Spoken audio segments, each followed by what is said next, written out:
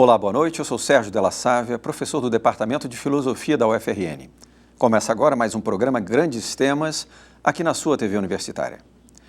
A maior parte do conteúdo produzido na mídia tem o objetivo de gerar lucro através da audiência e, para se manter essa audiência, os produtores de conteúdo precisam prender a atenção dos espectadores. Para tanto, os profissionais da mídia tentam incitar emoções fortes no público e uma das formas mais usuais é através da violência. Essa fórmula é facilmente vista em programas policiais na TV aberta, mas tem cada vez mais ganhado espaço na mídia digital. Até que ponto os meios de comunicação informam e relatam casos de violência e até onde apelam para o sensacionalismo e exploram tragédias em busca de pontos no Ibope? Hoje o programa Grandes Temas fala sobre mídia e violência. E para o debate, contamos com a presença de Aline Lucena, professora do Departamento de Comunicações Sociais da UFRN. Daniel Meirinho, também professor do Departamento de Comunicação. Edmilson Lopes, professor do Departamento de Ciências Sociais e pró-reitor da UFRN. E Fátima Jerônimo, doutoranda em Educação. Sejam todos bem-vindos e obrigado por ter aceito o nosso convite. E você que está em casa nos assistindo também pode participar do programa Grandes Temas através do nosso WhatsApp. Envie uma mensagem para o número 99193-6032 e participe. Pois bem, meus caros, esse tema é um tema frequentemente ocultado justamente pela mídia, porque parece banal a forma como se trata a violência hoje nas televisões abertas. Há programas que chocam, de tal forma eles exploram a violência, né? É óbvio que informar sobre o que acontece na cidade é de utilidade pública, mas o exagero nisso parece que visa capturar justamente esse imaginário mórbido das pessoas, essa tendência das pessoas, né, a se chocarem ou se apavorarem, não é, com a questão da violência. Então, muito mais se mete medo do que se informa, não é mesmo, Aline? Exatamente. E eu acho importante a gente informar ao telespectador, né, que a primeira coisa que a gente tem que saber, os meios de comunicação, eles têm que ter a garantia da sua liberdade de expressão. Então, assim, os jornalistas, né, os programas, de uma forma geral, seja de entretenimento, mas, sobretudo, os programas jornalísticos, nós temos um vasto marco regulatório que garante essa liberdade de expressão.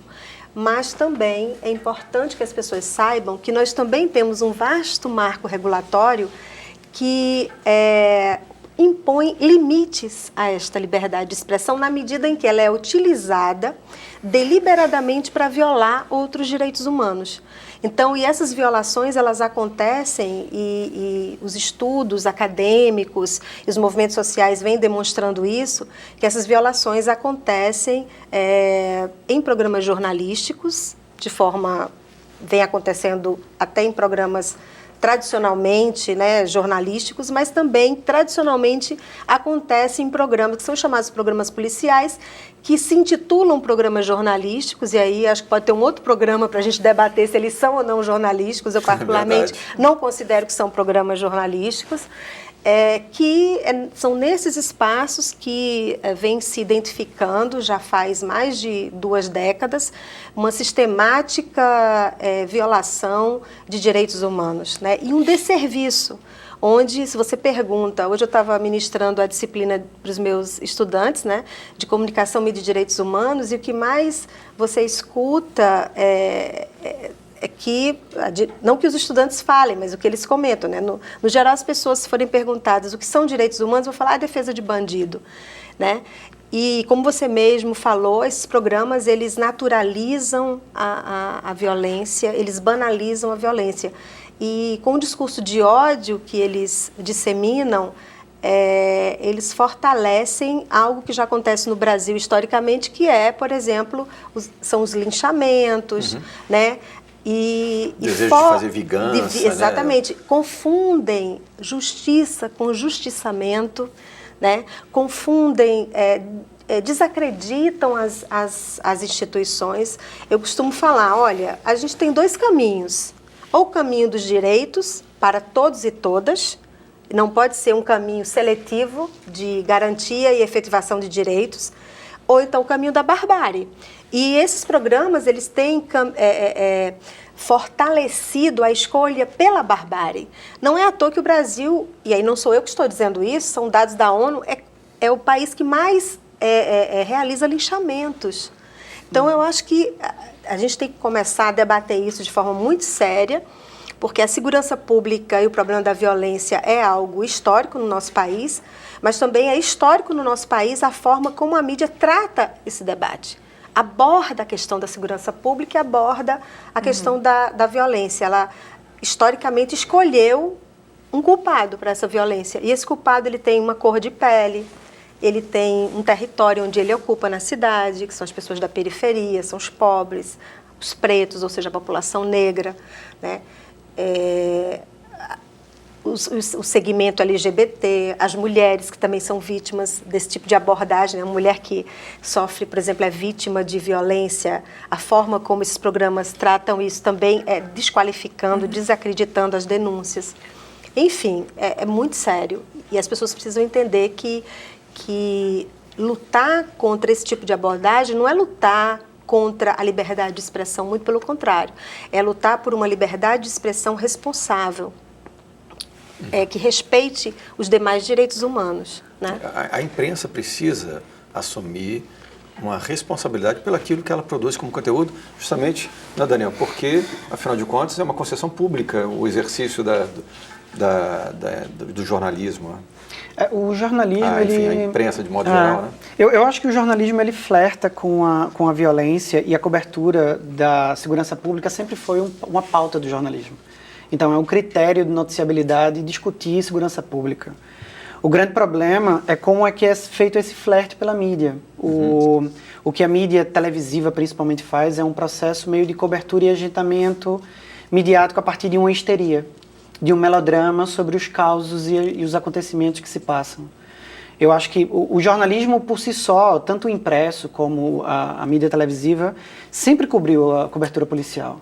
E aí, esse processo, tanto é que hoje os jornais policialescos, cada vez mais, eles têm mudado um pouco a sua política editorial.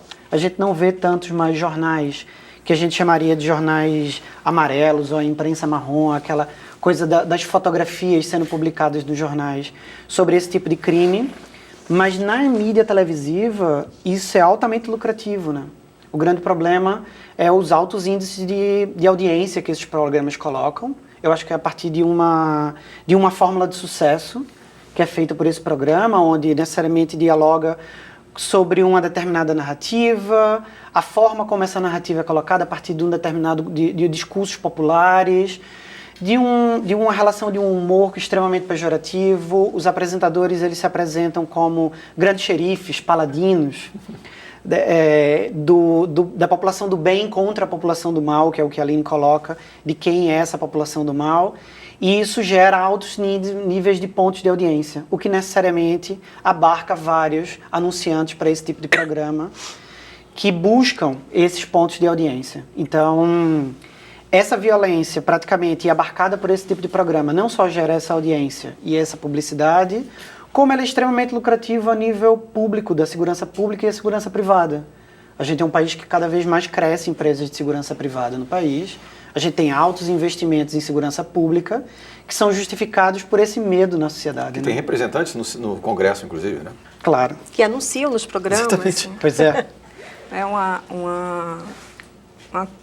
criação, talvez, não sei se pode dizer assim, mas de uma cultura do medo, né? Que ela vai sendo veiculada, você ouve nas falas cotidianas o medo de sair à rua, né? Porque viu no jornal. Então, o jornal, o telejornal, ele tem uma centralidade, além da TV, tem uma centralidade muito grande na vida das pessoas, né? no cotidiano. Então, está em praticamente quase 100% dos lares brasileiros tem uma televisão, e a TV aberta é a mais consumida, né? E na TV aberta que estão esses programas policialescos, né? Com essas características sensacionalistas, né? Que tendem ao espetáculo, transformam, né, as notícias ou os fatos, né, em um grande espetáculo, né, que comove, que chama a atenção, né, que busca chamar a atenção. E no caso da violência contra a mulher, e particularmente onde eu me situo, porque é onde eu tenho estudado, não foge a essa regra. Os casos são os mais dramáticos, aqueles que chamam mais atenção, aqueles que comovem ou buscam comover. Não são todos os casos de violência contra a mulher que são apresentados na mídia, que são veiculados, mas determinados casos. Então, aqueles que podem ser consumidos de forma mais pelo público, a atender um determinado interesse. E quando a professora fala na dimensão das garantias de direitos, dos direitos humanos, no caso das mulheres vítimas de violência, a gente, nesses programas ou em alguns programas, a gente percebe, ou pode observar exatamente uma responsabilização muito grande da vítima. A vítima acaba sendo responsabilizada a depender do trato que é dado, da narrativa que é feita, a situação ou a violência que foi pela qual ela passou. E vide o caso no qual eu me aprofundei mais foi o da Elisa Samúdio.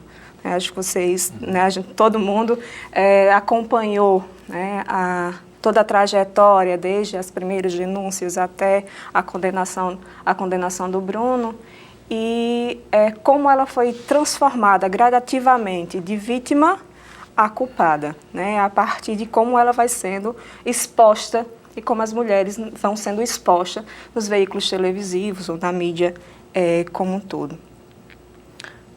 Edmilson, é um belo serviço que presta essa imprensa à questão da violência, Olha, o combate à violência. Eu acho que é um bom tema para discussão, embora eu talvez opte por uma outra direção. Quer dizer, mais importante é pensar por que esses programas têm audiência. Quer dizer, a TV não impõe essa demanda, há uma demanda da população por esse tipo de programa. Se a gente pensar um pouco a história da comunicação no Brasil, os programas de televisão, chamados policiais, eles são herdeiros dos programas de rádio. Nos anos 80, nós tínhamos figuras que depois foram para o rádio, desapareceram, Afanásio de Azade, Gil Gomes, que eram programas policiais, mas programas justiceiros, de certo modo. E aí eu acho que é uma temática importante, essa não é uma realidade exclusiva do Brasil. Quer dizer, na América Latina nós temos esse tipo de programa.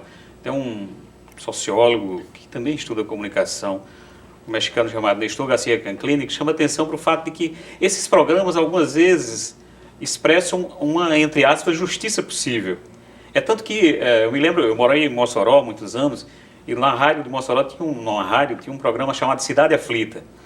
E as pessoas, quando tinham discussões, rixas de vizinhos, ou dificuldades com o órgão público, elas diziam, eu vou colocar no Cidade Aflita. Quer dizer, não se recorria a nenhuma instância do judiciário, mas à televisão.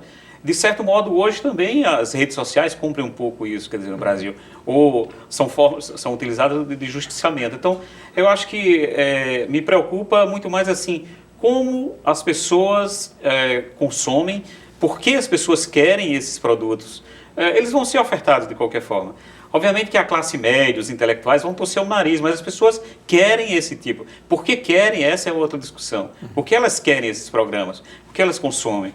Por outro, esse é um ponto. O outro eu acho complicado essa sanha regulatória de alguns setores da sociedade brasileira. Quer dizer, nós temos que ter cuidado, porque senão a gente vai eleger alguns que vão dizer o que é bom para as pessoas. Eu tenho muito medo disso. Quer dizer, eu acho que em todas as situações, nós estamos vivendo situação escabrosa, por exemplo, na Venezuela, de eliminação de espaços públicos. É sempre preferível que as pessoas avance a cidadania e as pessoas possam escolher melhor os seus programas do que nós impormos.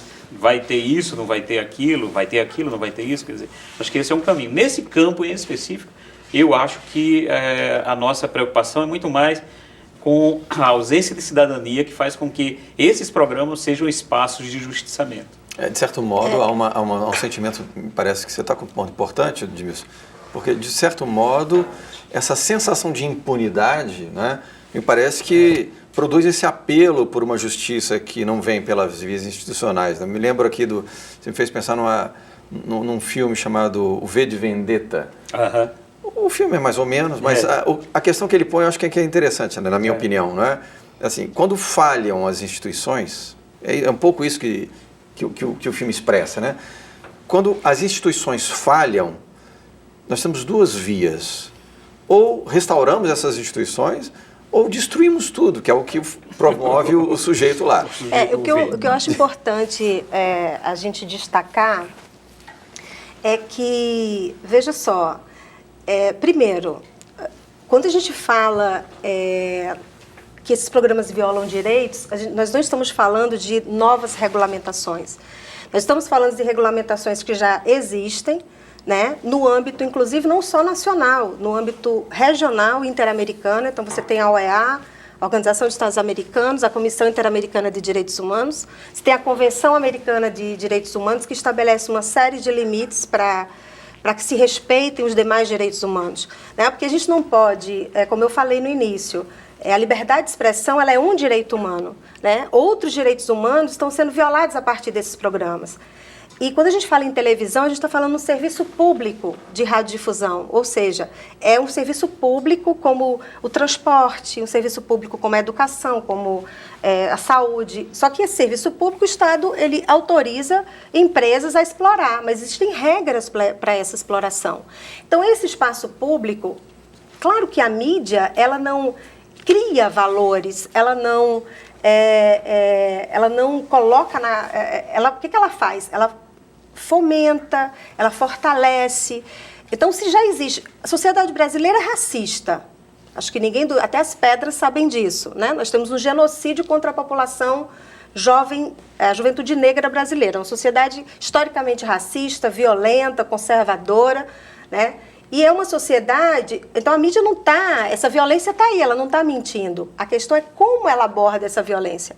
Ela aborda no sentido de fazer um debate como esse que a gente está fazendo aqui, informando a população, ou ela simplesmente fortalece essa historicidade de preconceito, essa historicidade de discriminação, essa historicidade de violação. E é importante a gente destacar que quando se fala em direitos humanos, a gente não fala... Os direitos humanos não só são os direitos civis e políticos.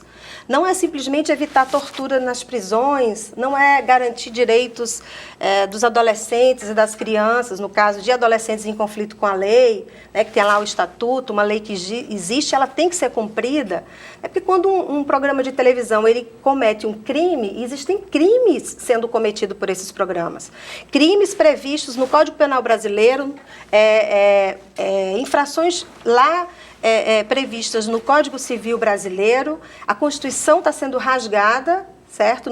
No artigo 5º dos direitos fundamentais. E o capítulo da comunicação, embora não tenha uma lei que regulamente, mas ele está ali falando da necessidade de se buscar, priorizar conteúdos informativos, educativos. Então, eu acho que o desserviço que esses programas fazem é a forma como eles abordam essa temática, que ao invés de desconstruir na sociedade essa sanha vingativa, essa sanha punitiva, né? Ele, ao invés de desconstruir isso, muito pelo contrário, ele fortalece isso, então ele alimenta esse ciclo de violência. E minimiza, né? Ele simplifica. Além desse seu discurso, ele, do meu ponto de vista, ele produz o que eu chamaria de autoritarismo do bem. Ou seja, não é um autoritarismo do bem. Eu sei o que é bom. Então você está chamando a ONU de autoritária. Eu sei o que é bom para o povo. Não sou eu. A forma como esses programas são abordados não é legal, teria que ser outra, alguém tem que regular. Ora, se crimes são cometidos nos programas, os autores dos crimes têm que ser punidos. Claro. Agora, nós não podemos construir de antemão uma estrutura como certos setores da sociedade brasileira, em momentos pretéritos, pretenderam, que era de construir órgãos de regulação da mídia, né, impondo uma forma de expressão que fosse aquela mais politicamente correta. Quer dizer, eu acho isso desastroso porque termina legitimando um tipo de coisa que é um dirigismo estatal muito grande. Quer dizer, eu acho que a sociedade, eu sempre aposto na sociedade e não no Estado. Quer dizer, nós temos que apostar que a sociedade brasileira vai avançar com a educação, com respeito aos direitos humanos, com a cidadania, e de uma forma não tutelada, quer dizer, porque na medida em que você faz a sua aposta em órgãos de controle da mídia e tal, nós estamos apostando naquilo que é muito comum na sociedade brasileira, que é uma ideia de que o salvacionismo a partir do Estado. Quer dizer, eu tenho medo disso. Quer dizer, eu acho que eu não estou falando no salvacionismo, eu estou falando, por exemplo, vamos citar os países mais liberais e mais capitalistas do mundo têm órgãos reguladores dos meios de comunicação. Os Estados Unidos tem órgão regulador, a Inglaterra tem órgão regulador, a França tem, a Alemanha tem, a Espanha tem, Portugal tem. O que é esse órgão regulador? É justamente um órgão independente do Estado, certo? Com a presença da diversidade da sociedade para justamente fiscalizar tanto a mídia pública quanto a mídia privada e a mídia estatal. E quando a gente fala que já existe um marco regulatório, eu não estou falando, é um marco regulatório internacional.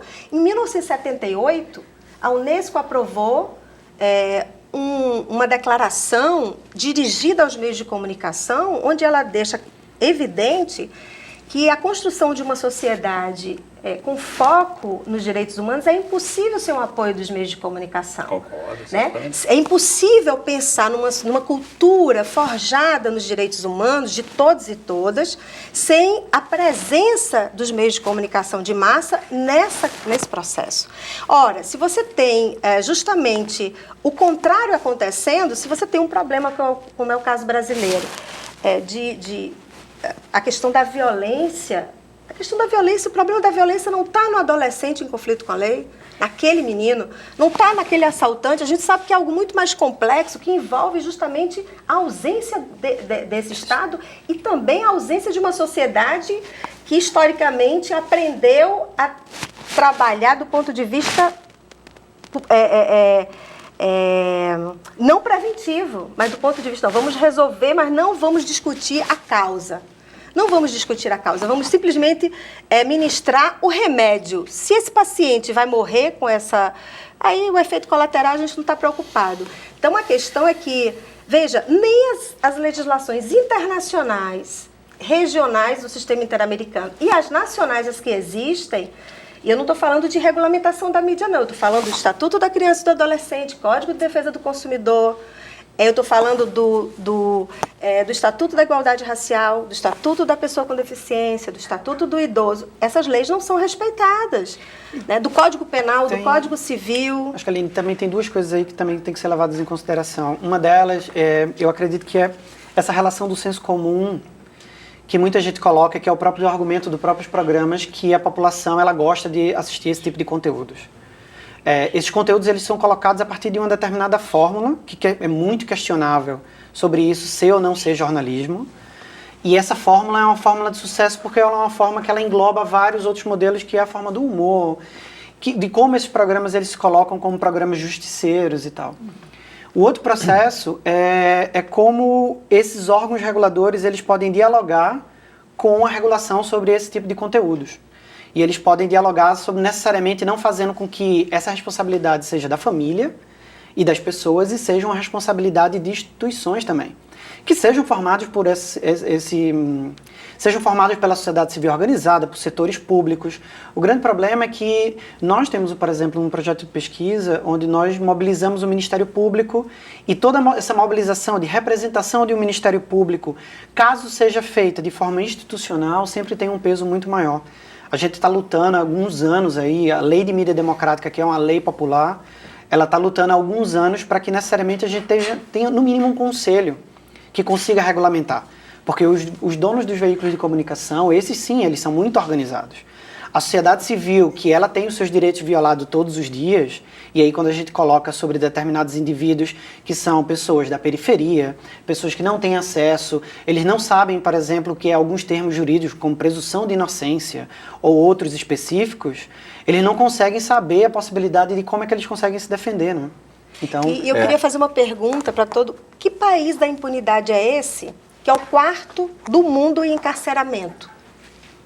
É um mito, não é um país da impunidade. É um país que, muito pelo contrário, é um Estado punitivo, mas ele é um Estado de uma punição seletiva, de um direito seletivo. Perfeito. Então, um Estado que é o quarto do mundo só perde para os Estados Unidos, que são o primeiro que mais encarcera. A Rússia e a China Ele é o quarto que mais encarcera. Então, que impunidade é essa? Onde é que está essa impunidade? Ele vai contra o discurso desses Ela é programas. seletiva, é diferente. E essa discussão não é feita. Eu acho que esses programas, eles poderiam... veja, se existe um lado positivo, e eu acho que existe, é dar voz à comunidade. Mesmo que a forma como essa voz é processada termine mais criminalizando as comunidades, criminalizando essas pessoas. Tem um documentário feito por um estudante, um TCC da Universidade Católica, que eu aconselho que todo mundo assista, que é Levante Sua Voz, e um outro que fizemos agora aqui na UFRN, que é Direitos ou Barbárie, que é sobre a situação de Natal, mas que uma das teses, embora não exista muitos trabalhos de recepção sobre essa audiência, né, do porquê dessa audiência, mas uma das teses é, olha, a mídia, essas pessoas que vivem nas periferias, que sofrem, a gente sabe que são essas pessoas que sofrem, elas são as principais vítimas da violência, né, porque os números assustadores de homicídios não são das pessoas que moram em Ponta Negra, não são de pessoas brancas, são de pessoas pretas que moram na periferia, de pessoas pobres. Então, essas pessoas que são vítimas... Ora, se chega um repórter na minha comunidade dizendo que eu vou ter a chance de denunciar alguma coisa, claro que eu vou falar. Eu não quero saber se depois a minha comunidade vai ser criminalizada, se com o tempo... Nenhum taxista vai querer entrar na minha comunidade, se eu vou perder meu direito, se eu vou ser discriminada na hora que eu vou concorrer a um trabalho que, se souberem que eu moro naquela comunidade, eu já vou sair perdendo. Então, assim, é um espaço interessante, porque ele dá voz a pessoas que não têm voz nenhuma. Agora, o que a gente precisa refletir é que esse espaço de visibilidade de voz não pode ser para potencializar os problemas que essas pessoas já vivem. Exato. Né? Porque o fato de você dar voz não significa que você está contribuindo para essa desconstrução. E tem questões objetivas mesmo. A gente Mas não está falando... o problema tudo bem, eu acho que quase todo mundo concordaria que, bom, esses programas, a maior parte deles são programas abjetos, são uma coisa asquerosa. Estou aqui não se trata de defender ou atacar os programas, se trata de compreender o seguinte, que os programas traduzem e essa audiência traduzem uma demanda da população, é preciso entender o porquê dessa demanda, e em segundo lugar, é preciso também a gente refrear os impulsos autoritários do bem, que é o que está por trás dessa sanha regulatória da imprensa brasileira, quer dizer... Mas a imprensa não quer não, hein? Sim, mas... Muito pelo contrário, ela não quer regular, ela não quer de forma nenhuma. Exatamente, porque uma parte daquelas proposições, eu me lembro das propostas de um conselho que foi formulado ali na metade da década passada, era uma coisa realmente inaceitável do ponto de vista de qualquer democracia. O que é preciso pensar é o seguinte, nós temos que apostar na sociedade, que ela vai evoluir. Em alguns momentos, programas policialescos, eles despencaram na popularidade, porque aquela fórmula não batia mais com a sociedade. O Aqui e Agora é um exemplar disso. Os programas dominicais que apelaram para a baixaria, Gugu Liberato com a banheira, o Faustão com o Latininho, foram execrados naquele momento e despencaram a audiência. Quer dizer, há uma parcela da intelectualidade brasileira tem uma desconfiança de que o povo não pensa. É como se as pessoas não tivessem reflexividade. Como se os meios de comunicação eles tivessem um poder unilateral de impor para as pessoas. As pessoas são reflexivas, elas assistem os programas, elas elaboram, têm uma capacidade de reflexividade muito grande, de pensar sobre aquilo que elas estão assistindo, estão lendo. Eu acho que isso é super importante a gente levar em conta. E, sem dúvida, esse debate a respeito da imprensa, do papel que ela tem na sociedade brasileira, é um debate que nos anima, é um debate fundamental, porque tem a ver com a consolidação do espaço público na nossa sociedade. A Fátima estava querendo falar a respeito. Não, há alguns momentos, né, o professor vai colocar sobre que a mídia ela não cria esses espaços, não criam os fatos, obviamente, os fatos estão. A violência, quando a gente fala em violência, ela está na sociedade, né? A gente vivencia de forma direta ou indiretamente, nós estamos vivenciando uma onda crescente que se reflete também nas condições precárias de vida das pessoas, das populações das periferias, né, enfim, do aumento do desemprego, e isso tudo vai, obviamente, vai reverberar, né, nos índices elevados de violência. Mas o que me preocupa é que, de forma majoritária, quando essa violência ela é veiculada nos programas de televisão, sejam eles policiais, sejam eles, enfim, dos mais variados formatos, eles muitas vezes eles são narrados a partir de uma perspectiva apenas, né? Eles não têm possibilidade, não estão possibilitados discursos talvez dissonantes, não sei, mas, né, que possibilitassem uma maior reflexão. Não querem dizer que as pessoas que estão, os receptores, né, que estão lá, os telespectadores que estão ouvindo, não têm essa capacidade de refletir. Mas quando a gente orienta muito a narrativa, quando a gente fala muito de uma determinada coisa, da mesma forma, você tende também a criar, né, um discurso, ou criar uma narrativa, um pensamento, uma concepção acerca de determinados fenômenos. Quando a gente fala, por exemplo, no caso da violência contra a mulher, é quando um fato ele é reiterado, veiculado de diversas formas, em vários jornais e em todas as narrativas, a palavra ex-amante, motel, espaços, né, que conduzem a uma determinada concepção de mulher aparecem, você tende a criar também um imaginário acerca daquele sujeito. Então, quando na minha pesquisa a gente vai discutir, vai falar um pouquinho, tentar entender o tratamento dado a essa violência, esse tipo de violência, pelo jornal, pelos jornais, né, pelos telejornais, nós somos muito nessa perspectiva, pensando que as narrativas construídas, a forma como aquela situação ela é veiculada, você cria um imaginário. Você estabelece, não se cria um imaginário, mas você reproduz elementos que podem conformar ou que podem orientar um determinado imaginário social. E naturalizar, acaba que naturalizando. Né? Se é uma mulher com determinadas características, e aí procura-se as justificativas, né? O porquê que isso aconteceu. Será que mereceu, não mereceu? Isso você vai vendo de forma nos comentários das redes sociais. Isso a gente vai percebendo que vai criando expectativas, né, ou criando consensos acerca de um determinado fato. Isso é preocupante, quando a gente observa os números também cada vez maiores de nosso estado, por exemplo, até agora, em junho, né, foram 57 mulheres assassinadas. Ok, Fátima, a gente vai fazer um breve intervalo e daqui a pouquinho a gente continua a conversar sobre o tema mídia e violência. Até daqui a pouco.